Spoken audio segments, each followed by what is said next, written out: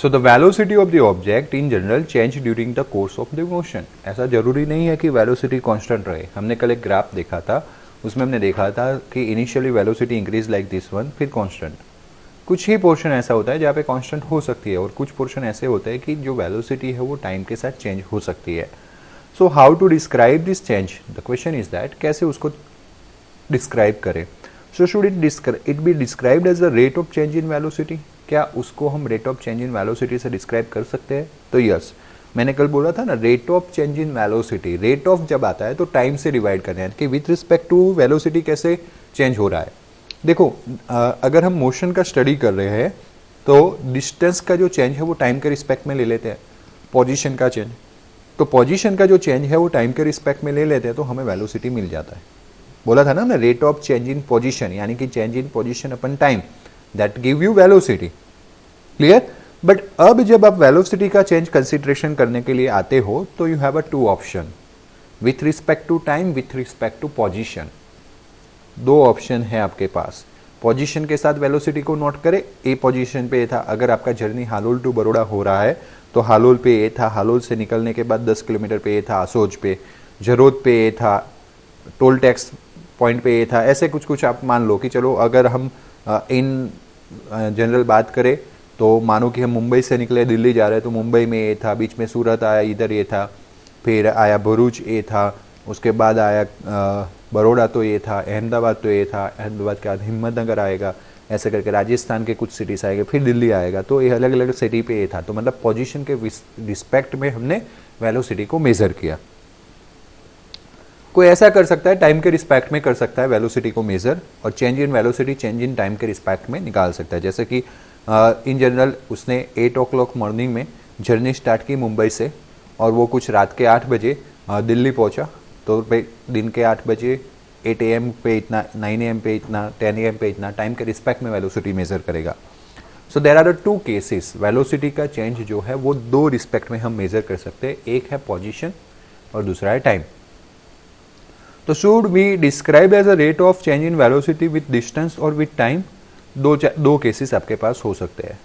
So this was the problem even in Galileo's time, Galileo के time में भी ये प्रॉब्लम था। Okay, it was first thought that this change could be described by the rate of change of velocity with distance। Galileo सबसे पुराने physician जिन्होंने motion का concept start किया था, आपने 9th स्टैंडर्ड में पढ़ा होगा। क्लियर है? तो सबसे बड़े, सबसे पुराने फिजिशियन है, या तो फिर उनको हम थिंकर्स बोल सकते हैं, क्योंकि वो थॉट्स के बेसिस पे ही पूरे बात करते थे। ओके, उन्होंने कभी एक्सपेरिमेंट परफॉर्म नहीं किया रिगार्डिंग द मोशन। तो उस टाइम पे भी ये प्रॉब्लम था कि भाई वेलोसिटी को कैसे रिप्रेजेंट किया जाए विथ रिस्पेक्ट टू डिस्टेंस और विथ रिस्पेक्ट टू टाइम। तो उन्होंने माना था with respect to distance, but through he study of motion of freely falling object, उन्होंने free fall of object study किया। फ्री फॉल क्या होता है कि आपके पास कोई ऑब्जेक्ट होता है, उसको आप सर्टेन हाइट से छोड़ देते हो, है ना, शिप छोड़ना है, और वो under the gravity of the earth की वजह से नीचे आता है, उसको हम बोलते हैं फ्री फॉल। क्या बोलते हैं? Free fall. आपके हाथ में ऐसे पेन छूट जाना, है ना, ऐसे कुछ हाइट से पेन छूट जाना, तो पेन कौन सा मोशन करेगी? Free fall. तो उन्होंने काफ़ी सारे सब्सटेंसेस के फ्री फॉल मोशन का स्टडी किया, and motion of object or on inclined plane, और कुछ ऐसे मोशंस का स्टडी किया जो इंक्लाइंड प्लेन पे थे। Galileo conclude that the rate of change of velocity with time is constant of motion for all object in a free fall. One on the other hand, the change in velocity with distance is not a constant. Okay, अब ध्यान देना, जब ये study कर रहे थे Galileo free fall की, तो गैलीलियो ने कंक्लूड किया कि rate of change in velocity with time is constant. Time के साथ वो कांस्टेंट रहता है, rate of change in velocity. Particular पहले 10 सेकंड में अगर 10 मीटर पर सेकंड चेंज हुआ है वेलोसिटी, तो दूसरे 10 सेकंड में भी 10 मीटर पर सेकंड चेंज होने वाला है, यानी कि वो कांस्टेंट मिलने वाला है। डन? वैसे होता है एग्जैक्टली 1 सेकंड के अंदर 9.8 metre per second change reality में। दूसरे साइड पे अगर उन्होंने चेंज इन वेलोसिटी डिस्टेंस के साथ लिया तो वो कांस्टेंट नहीं मिला, it decrease with increasing distance of fall. अगर आप डिस्टेंस ऑफ फॉलिंग जो है उसको इंक्रीज करते जाते हो तो जो वेलोसिटी है वो डिक्रीज होता जाता है। मतलब कि उन्होंने फ्री फॉल ऑब्जेक्ट का स्टडी किया विथ रिस्पेक्ट टू, और उसमें चेंज इन वेलोसिटी का स्टडी किया with respect to time, with respect to distance, तो उनको with respect to time constant मिला और विथ रिस्पेक्ट टू डिस्टेंस जो है वो कांस्टेंट नहीं मिला. So this led to the concept of acceleration as the rate of change of velocity with time.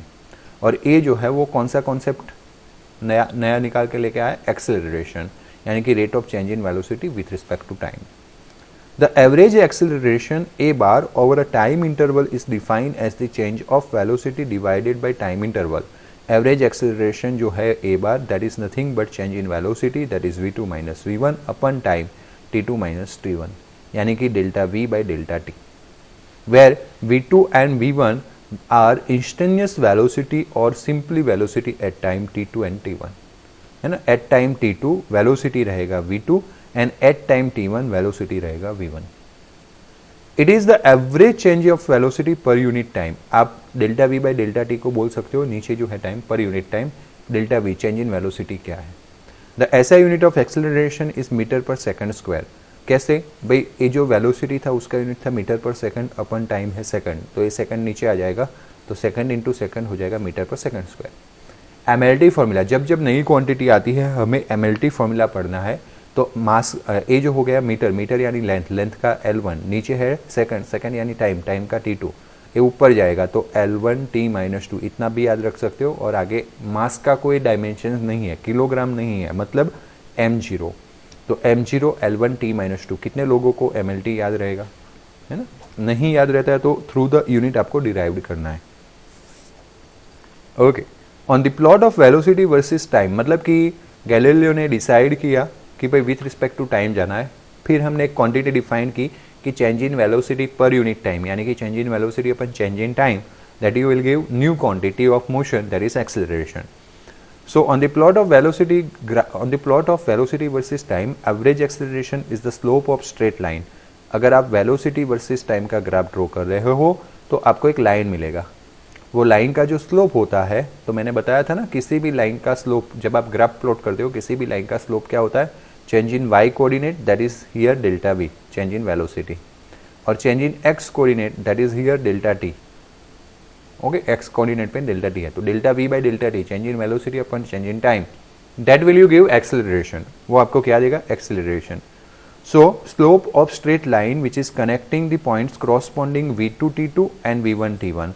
मानो कि आपने कोई ग्राफ ड्रॉ किया है, उसमें ए जो पॉइंट है उसके रिगार्डिंग v1 वेलोसिटी है और t1 टाइम है. फिर आप दूसरा जा रहे हो, t2 टाइम है और उस वक्त वेलोसिटी v2 है, तो ये v1 t1 पॉइंट और ये हो गया v2 t2 पॉइंट. ये दो पॉइंट को ज्वाइन करता हुआ जो लाइन होगा उसका जो स्लोप है, that will you give acceleration. वो आपको क्या देगा, एक्सेलरेशन.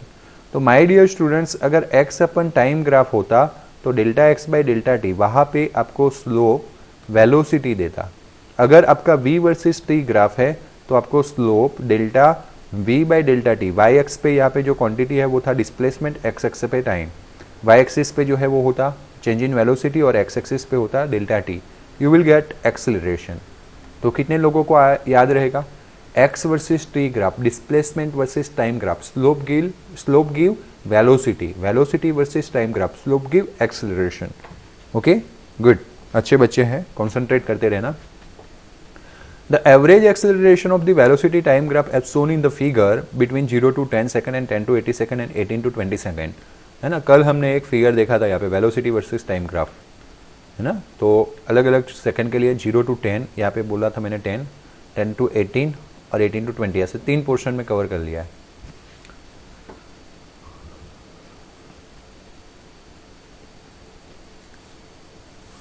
Okay, sorry. सो 0 से 10 की बात करते हैं तो this is the starting point 0 0 and this is the last point जिसमें टाइम है 10 और वेलोसिटी ऑलमोस्ट 25 जितना है, या 25 से थोड़ा कम लिया होगा. तो लेट्स सी इट. ओके, कम लिया यानी 24. तो टाइम का चेंज होगा 0 to 10, यानी कि चेंज इन टाइम होगा 10 - 0, और वेलोसिटी 0 से लेकर 24 मीटर पर सेकंड हुआ तो 24 - 0, 24 - 0, 24 divide by 10, you will get 2.4 meter per second square. This is nothing but average acceleration. Acceleration का ए आता है, एवरेज के लिए ए वी जी भी लिखा जाता है या ऐसे ए बार किया जाता है, जस्ट लाइक हमारी एवरेज वेलोसिटी थी वैसे के वैसे. आप कभी कभी ऐसे एंगुलर ब्रैकेट्स के अंदर भी लिख सकते हो, जैसे हम वेलोसिटी को ऐसे लिखते थे ना, वी बार भी लिख सकते थे, वी एवरेज भी लिख सकते थे, वैसे यहाँ पे भी 3 सिंबल है। तो दैट इज 0 to 10 सेकंड के बीच में। अब 10 to 18 के बीच में बात करो भाई, टाइम तो बढ़ने वाला है, यू कैन सी टाइम जो है वो बढ़ेगा, इंक्रीज होगा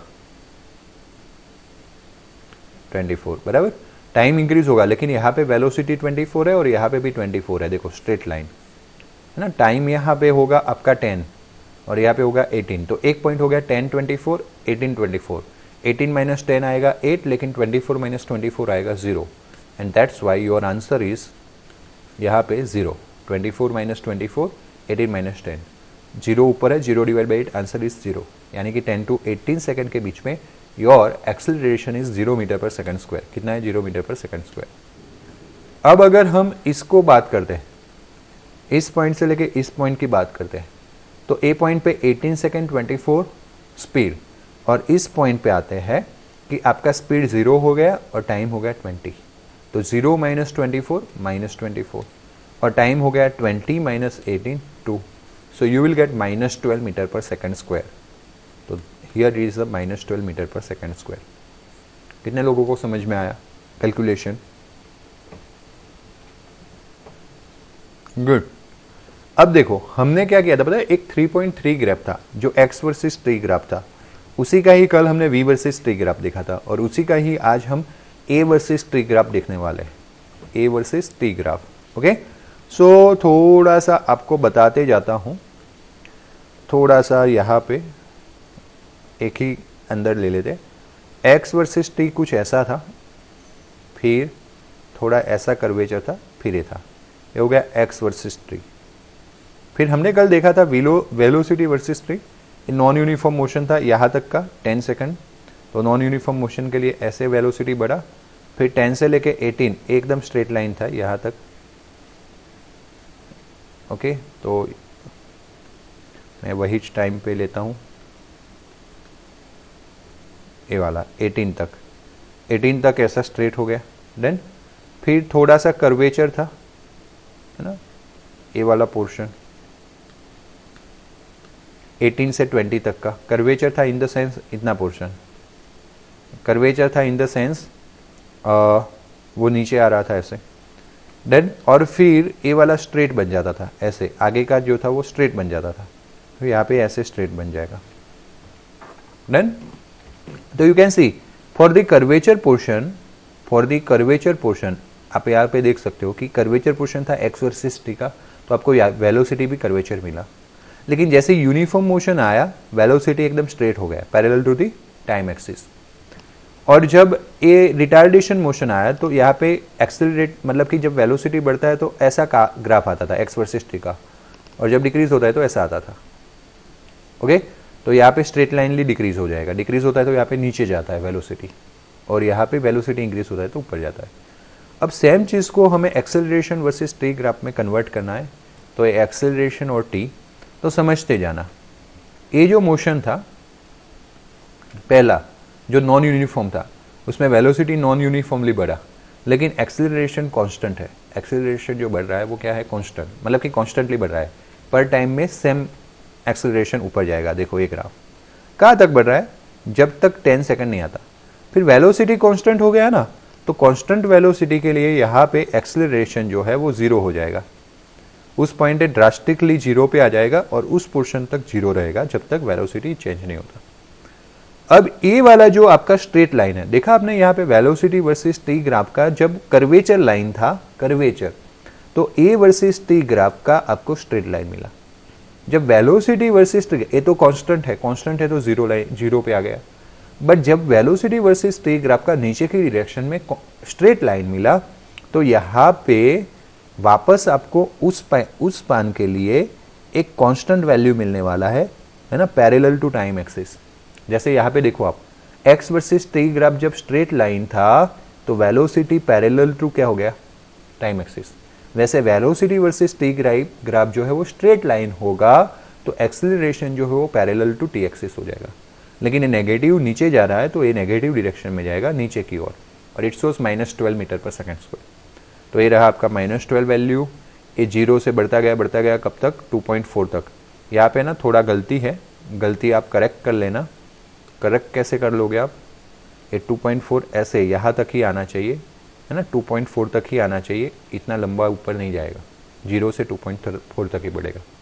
तो ये जो ग्राफ मैंने अभी थोड़ा डिटेल्स में समझाने का ट्राई किया, कितने लोग को समझ में आया, फटाफट से मुझे बता दो।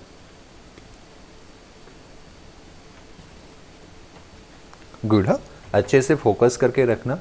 हाँ, फोकस बहुत ही चाहिए हमें साइंस में। थोड़ा सा भी इधर उधर अगर आप ध्यान रखोगे तो पॉइंट स्किप हो जाएगा, समझ में नहीं आएगा।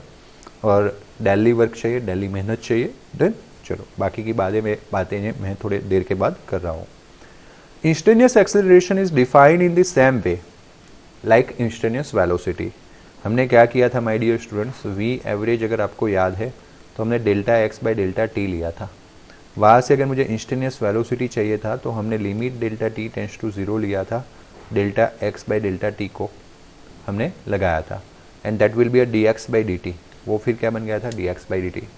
लाइकवाइज अगर मुझे एक्सेलरेशन चाहिए तो limit delta v by delta t को limit delta t tends to 0 लगा देते हैं, और वो बन जाएगा d v by d t. क्या बन जाएगा, d v by d t. The acceleration at a instant is the slope of tangent to a v by t curves at that instant. अगर आपको याद करना है तो करो, x versus t graph draw किया था कल, ऐसा कर्वेचर किया था और फिर टेंजेंट ड्रॉ किया था।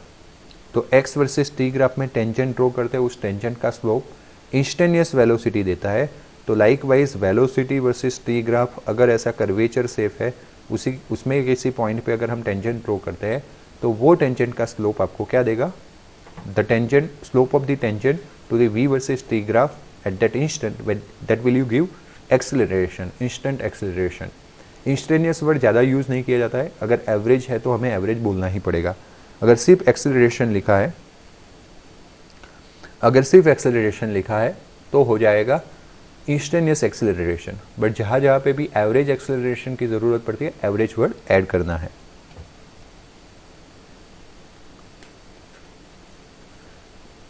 यू कैन सी हियर हर्ष, है ना, हर्ष के साथ जितने लोगों को समझ में नहीं आता, a straight line of the velocity versus T graph. Velocity versus T graph में स्ट्रेट लाइन का मतलब क्या है, वो मतलब ऐसा है कि सेम टाइम में सेम वेलोसिटी इंक्रीज हो रहा है। मतलब कि डेल्टा वी डेल्टा टी, अगर आप यहाँ पे 2 ले रहे हो तो सामने ऊपर मानो कि जस्ट फॉर एग्जांपल 5 है, तो 0 to 2 सेकेंड में एज 0 to 5 हुआ, है ना, 0 to 2 सेकेंड में वेलोसिटी टाइम 0 to 5 हुआ। वापस 2 to 4 सेकेंड में वो 5 to 10 होगा, वापस 4 to 6 सेकेंड में वो 15 होगा। मतलब कि delta we upon delta T अगर आप रेशियो लेते हो तो वो 5/2 5/2 5/2 5/2 ही आएगा।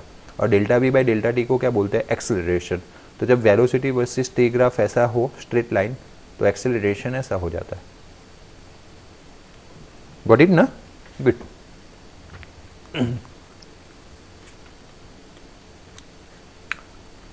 ओके, सो वो जो मैंने आपको थोड़ा रिलेशन बताया कि एक कर्वेचर है तो वेलोसिटी वर्सेस टाइम ग्राफ ये आएगा, वेलोसिटी वर्सेस टाइम ग्राफ अगर स्ट्रेट लाइन होता है तो एक्सेलरेशन वर्सेस टाइम ग्राफ जो है वो parallel to the time axis बन जाता है। ये थोड़ी बात है, इसीलिए मैं बता रहा हूँ, वो आपके बोर्ड एग्जामिनेशंस के लिए या स्कूल एग्जामिनेशंस के लिए ज़्यादा इंपॉर्टेंट नहीं रखते हैं, लेकिन आप नीट और जी में कुछ इस तरह के क्वेश्चन फाइंड आउट कर सकते हो। वहाँ पे आपको कुछ ऐसे क्वेश्चन दिए जाते हैं कि एक्स वर्सेस टी ग्राफ है तो from below which is the we versus T graph, which is the A versus T graph, तब थोड़ा ए कॉन्सेप्चुअल आपको चाहिएगा, इसीलिए मैंने आपको वो बता दिया। For a v versus t curve as shown in the figure we can obtain acceleration at instant of time. The resulting a versus t curve is shown in the figure, जो मैंने अभी आपको डिस्कस भी किया। We see that acceleration is non uniform over the 0 to 10 second. आपने देखा होगा तो 0 to 10 सेकंड पे ऐसा ट्राइंगल बन रहा था, मैंने अभी करेक्शन भी करवाया, यहाँ पे 2.4 तक, ओके, धीरे धीरे बढ़ रहा है। So acceleration is non uniform between 0 to 10 second. It is 0 between 10 to 18, ऐसे आया था 10 to 18, and it is constant at the constant value with the -12 metre per second square between 18 to 20। But जब 18 to 20 गए तो ऐसा आया था constant value -12 के सामने। वो जो फिगर मैंने भी आपको एक्सप्लेन किया उसी का एक्सप्लेनेशन है। When the acceleration is uniform, okay, then obviously it equals average acceleration over that period। अब देखो, मान लो कि ए सेंटेंस का मीनिंग मैं समझा रहा हूँ, उससे पहले ऐसा समझ लो कि आपके 3 सब्जेक्ट का एग्जामिनेशन हुआ, फिजिक्स, केमिस्ट्री, बायो या तो फिर मैथ्स, और तीनों 20 मार्क्स के पेपर थे और आपके 15 मार्क्स आए। तो what is the average mark? तो आप बोलोगे सर 15, तो मतलब कि तीनों सब्जेक्ट में कांस्टेंट मार्क आए 15। तो ये तीनों सब्जेक्ट की रेंज के लिए आपके एवरेज मार्क भी 15 बैठा। तो वैसा ही यहाँ पे है, अगर एक्सेलरेशन यूनिफॉर्म होता है, मतलब एक्सेलरेशन कांस्टेंट है, तो equals to the nothing but average acceleration over that period. तो वो कांस्टेंट एक्सेलरेशन और कुछ नहीं, एवरेज एक्सेलरेशन जितना ही है। आया समझ में? How many of you will be able to understand my topic, जैसे मैंने आपको गाइड किया through the example. Okay, good. Since the velocity is a quantity having a both magnitude and direction, अब बात करते हैं how we can produce acceleration. Acceleration कैसे हम प्रोड्यूस कर सकते हैं? जैसे आप समझ लो कि हमारा जो वेलोसिटी है वो क्या है, वो वेक्टर क्वांटिटी है। वेक्टर क्वांटिटी दैट मीन्स कि जिसके डिफाइंड के लिए, जिसको रिप्रेजेंट करने के लिए we require magnitude and direction also. Okay, so either you are going to change in the magnitude, either you are going to change in the direction, you will produce the acceleration. A change in velocity may involve either or a both of this factor. Acceleration therefore may results from a change in speed यानी कि magnitude, और change in direction और change in both. आप सिर्फ velocity का change करो speed, या तो फिर मतलब कि मैग्नीट्यूड चेंज करो, या तो फिर वेलोसिटी का सिर्फ डायरेक्शन चेंज करो, या तो फिर दोनों को चेंज करो, माना जाएगा कि वेलोसिटी चेंज हुई है ना। इसीलिए आइदर डायरेक्शन, आइदर मैग्नीट्यूड, या तो फिर दोनों चेंज करके हम एक्सेलरेशन प्रोड्यूस कर सकते हैं। Like velocity acceleration can be positive. अगर वेलोसिटी है, वेलोसिटी जैसे पॉजिटिव, नेगेटिव और क्या था, जीरो। डिस्प्लेसमेंट जीरो, पॉजिटिव और नेगेटिव हो सकता है, तो उस पे से आई क्वांटिटी वेलोसिटी भी जीरो, नेगेटिव, पॉजिटिव हो सकता है according to the displacement. Likewise acceleration भी zero, negative, zero, positive, negative हो सकता है, क्योंकि acceleration, velocity and displacement all are vector quantity. Okay, scalar quantity में डिस्प्लेसमेंट के इक्विवेलेंट्स में आता है डिस्टेंस या तो पाथ लेंथ, और वेलोसिटी के इक्विवेलेंट में आता है स्पीड। तो स्पीड एंड जो पाथ लेंथ है या डिस्टेंस है वो स्केलर क्वांटिटी है, जिनको डिफाइन करने के लिए डायरेक्शन की जरूरत नहीं पड़ती, और that's why they are always positive. वो सिर्फ और सिर्फ क्या होते हैं, पॉजिटिव। एक्सेलरेशन का कोई स्केलर क्वांटिटी नहीं है। Position versus time graph for the motion with the positive, negative and zero acceleration as shown in the figure. अलग अलग फिगर में आपको बताया गया है। डन। जैसे कि अगर आपका ऐसा जा रहा हो कर्व एक्स वर्सेस टी का, अभी देखा था ना हमने, मैंने तीनों ग्राफ साथ में ड्रॉ किए थे, तब यही डिस्कशन हुई थी। ये रहा, देखो पहला केस ऊपर की ओर जा रहा है, तो आपका एक्सेलरेशन पॉजिटिव है, देखा आपने, और एक ग्राफ ऐसे ऐसे नीचे मुड़ा था, तो एक्सेलरेशन नेगेटिव में चला गया। तो वही चीज़ हम यहाँ पे भी कवर करने वाले हैं कि अगर आपका पोजीशन वर्सेस टाइम का ग्राफ ऐसे ऊपर की ओर कर्व हो तो पॉजिटिव एक्सेलरेशन, अगर नीचे की ओर कर्व हो तो नेगेटिव एक्सेलरेशन। बट अगर आपका एक्स वर्सेस टी ग्राफ ऐसा हो स्ट्रेट लाइन, तो एक्सेलरेशन जीरो है ना। देखो यहाँ पे भी बताया गया है, या ये रहा, ए वाला पोर्शन बीच वाला स्ट्रेट लाइन, तब एक्सेलरेशन क्या था, zero. How many of you able to understand? Simple था, आगे समझाया हुआ था, इसलिए पीछे बिल्कुल इजी हो गया। Not the graph curves upward, अगर अपवर्ड है कर्व तो पॉजिटिव, डाउनवर्ड होता है तो नेगेटिव, एंड स्ट्रेट लाइन होता है तो zero.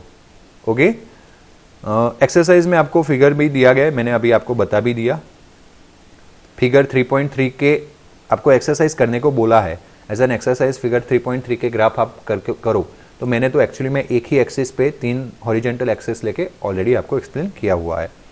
Although acceleration can very with time, अब अच्छे से समझना, एक्सेलरेशन भी ऐसा नहीं कि टाइम के साथ चेंज नहीं होगा, क्योंकि अभी हमने डिस्प्लेसमेंट का भी टाइम के साथ चेंज लिया, वेलोसिटी का भी टाइम के साथ चेंज लिया, यानी कि एक्सेलरेशन भी टाइम के साथ चेंज हो सकता है।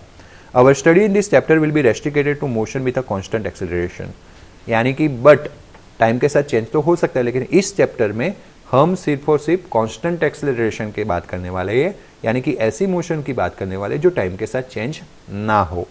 Okay, so in this case average acceleration equals to constant value of acceleration during the interval. Time के साथ वो वैल्यू चेंज नहीं हो रही है, अलग अलग सब्जेक्ट में सेम मार्क्स आए 15 15 15, तो एवरेज मार्क भी 15 ही बैठेगा। आप करना हो तो करो, 15 + 15 + 15 divide by 3, you will gate 15। तो अगर कुछ टाइम स्पान में एक्सेलरेशन कांस्टेंट रहता है तो एवरेज एक्सेलरेशन भी वही का वही होगा। If the velocity of object is v0 at initial time, है ना, t equals to 0 time and v at a t time, then we have a 3 equations जो आपने 9th में पढ़े थे।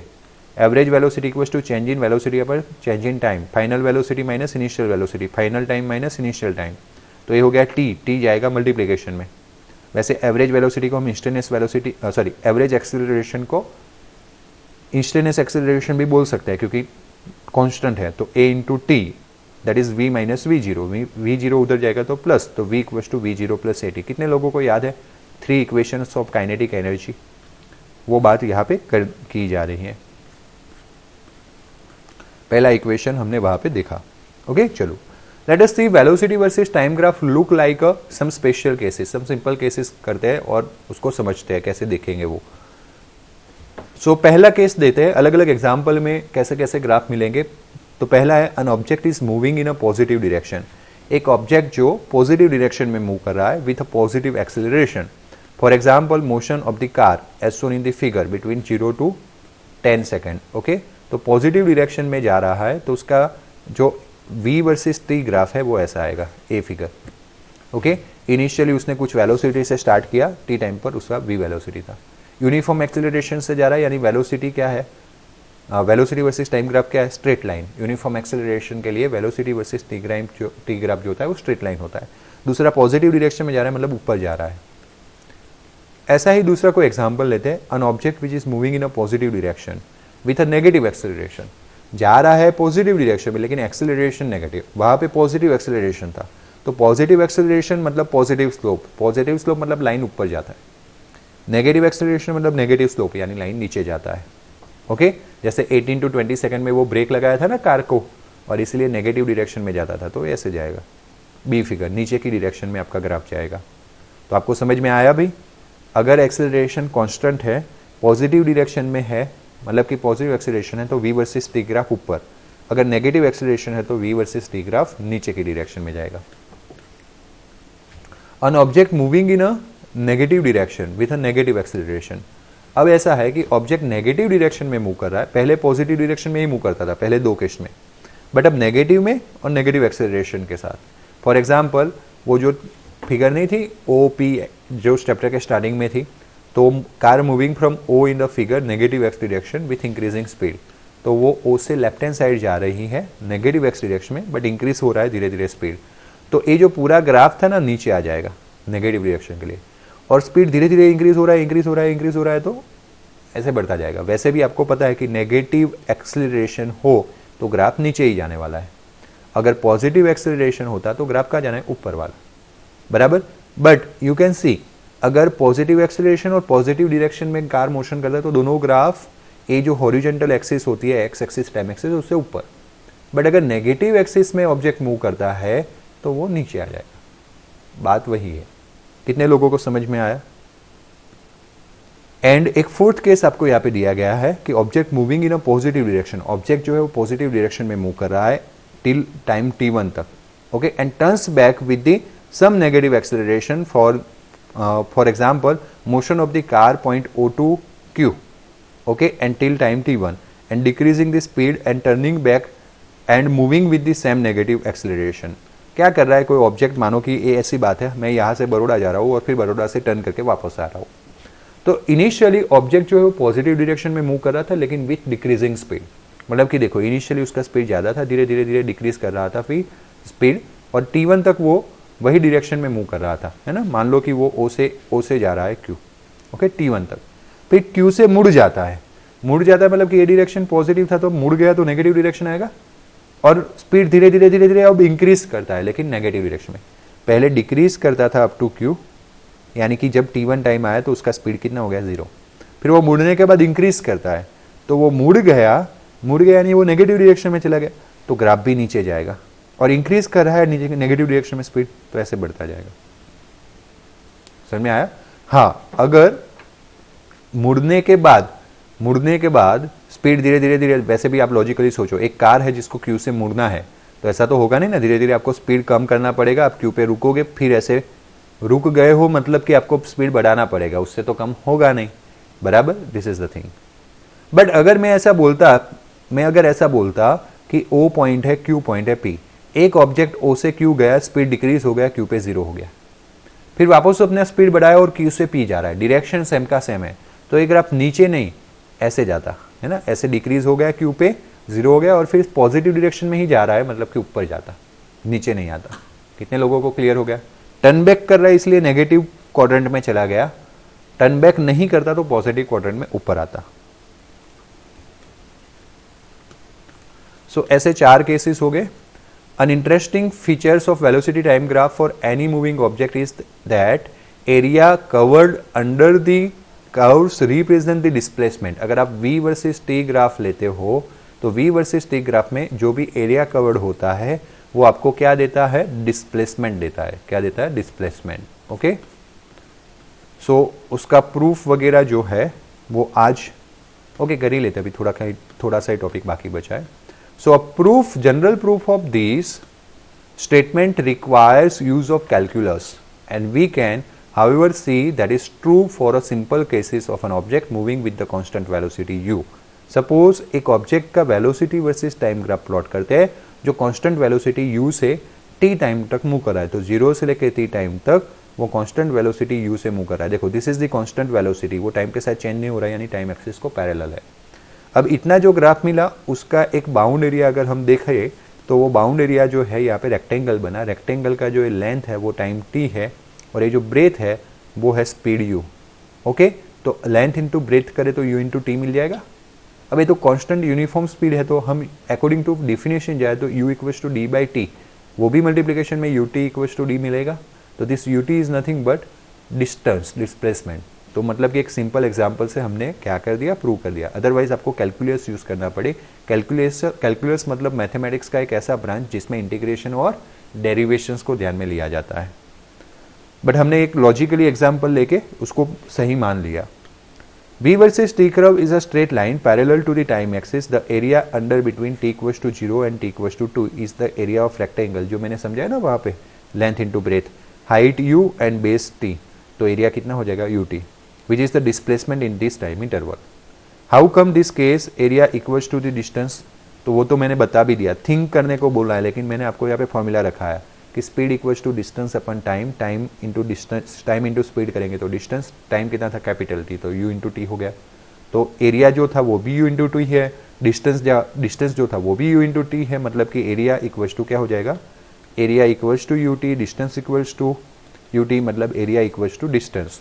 तो वेलोसिटी वर्सेस टाइम ग्राफ में जो एरिया मिलेगा वो आपको कुछ नहीं, डिस्टेंस देगा। डायमेंशन ऑफ क्वांटिटी से भी हम पता लगा सकते हैं, भाई हमने ut किया तो u का यूनिट होता है मीटर पर सेकंड, t होता है सेकंड कट, आंसर भी मिनट आ गया। Note that x versus t, v versus t and a versus t graph shown in a several figure in this chapter have a sharp nicks at some points implying that functions are not differentiable at this point। जैसे कि ऐसे कोई graph है। Okay, differentiation की बात क्यों आ रही है? क्योंकि हमने कल के लेक्चर में डिफरेंशिएशन के बारे में बात छेड़ दी थी और डिफरेंशिएशन पढ़ना थोड़ा सा स्टार्ट कर दिया है। 2 बेसिक फॉर्मूला मैंने आपको सिखा दिए है, x⁻n वाला जो कैप आगे लाता है और कैप में से एक कम करता है, और दूसरा कांस्टेंट वाला। ये 2 फॉर्मूला मैंने सिखा दिए हैं। ऐसे जो शार्प मूविंग पॉइंट्स होते हैं ना, ये शार्प मूविंग पॉइंट्स जो है उसमें आपको थोड़ा सा ध्यान रखना पड़ता है, वहाँ पे जो डिफरेंशिएशन नहीं हो सकता किसी फंक्शन का, बट इतना ब्रॉडली हमें सीखना नहीं पड़ेगा, बट ये जो दिया गया है तो हम थोड़ा माइंड में स्टोर करके रखेंगे, क्योंकि मैथमेटिक्स वाले सीखेंगे कि जो कंटिन्यूअस फंक्शन है उनका ही डिफरेंशिएशन या इंटीग्रेशन हो सकता है, डिसकंटिन्यूअस फंक्शन का डिफरेंशिएशन और जो इंटीग्रेशन है वो काफ़ी डिफिकल्ट होता है, उनको ब्रेक करना पड़ता है। वो सब मैथमेटिकल टर्म्स है, हमें यहाँ पे टेंशन लेने की ज़रूरत नहीं है। इन a realistic situation, function will be differentiable at all point, graph will be smooth. What this means physically is that acceleration and velocity cannot change abruptly. अब ऐसा हमने पढ़ा कि भाई ऐसे चेंज नहीं हो सकते, बराबर। अगर आप किसी फंक्शन को डिफरेंशिएट या इंटीग्रेट कर पा रहे हो, मतलब कि उसके ग्राफ ऐसे स्मूथ हो गए, तो हम तो वेलोसिटी को, मतलब कि x को डिफरेंशिएट कर पा रहे हैं और वेलोसिटी ले रहे हैं, और वेलोसिटी को डिफरेंशिएट कर पा रहे हैं और एक्सेलरेशन ले रहे हैं। मतलब कि ये एक्सेलरेशन वेलोसिटी के ऐसे फंक्शंस हो गए जो फिजिकली, इसका मतलब ऐसा होता है कि एक्सेलरेशन और वेलोसिटी एक ऐसे फंक्शन है जो कभी भी एब्रप्टली चेंज नहीं हो गए, धीरे धीरे चेंज हो गए। समझो कि आप कार लेके जा रहे हो, आपने ब्रेक लगाया तो उसी सेकंड पे 0 हो जाएगा स्पीड ना, है ना। It take some time, 2 second, 3 second, 4 second, 5 second, जो भी बोलो, थोड़ा सा टाइम तो लेगा ही लेगा। डन ना। तो धीरे धीरे धीरे धीरे रिड्यूस होगा। आप 80 पे जा रहे थे और एकदम से ब्रेक लगाया तो कहीं वही माइक्रो सेकंड में स्टॉप नहीं हो जाने वाला है, वहीं पे चिपक नहीं जाने वाला है गाड़ी। It cover some distance and also it will take some time, है ना। 80 से 60, 40, 20, 30 करके 0 पे आएगा। So this is the thing. अगर आप बोलते हो कि भाई 80 से सीधा 0 हो गया, मतलब ऐसा आ गया, है ना, ये कभी भी पॉसिबल नहीं है। अगर वेलोसिटी वर्सेस टी ग्राफ है तो 80 से सीधा यहाँ पे 0 पे नहीं आ सकता। प्रैक्टिकली टेक सम टाइम, यानी कि इंक्लाइन ग्राफ आएगा। Okay, so change are always what, continuous. मतलब ऐसा था, चेंज जो होता है वो कंटिन्यूअस होता है। ओके।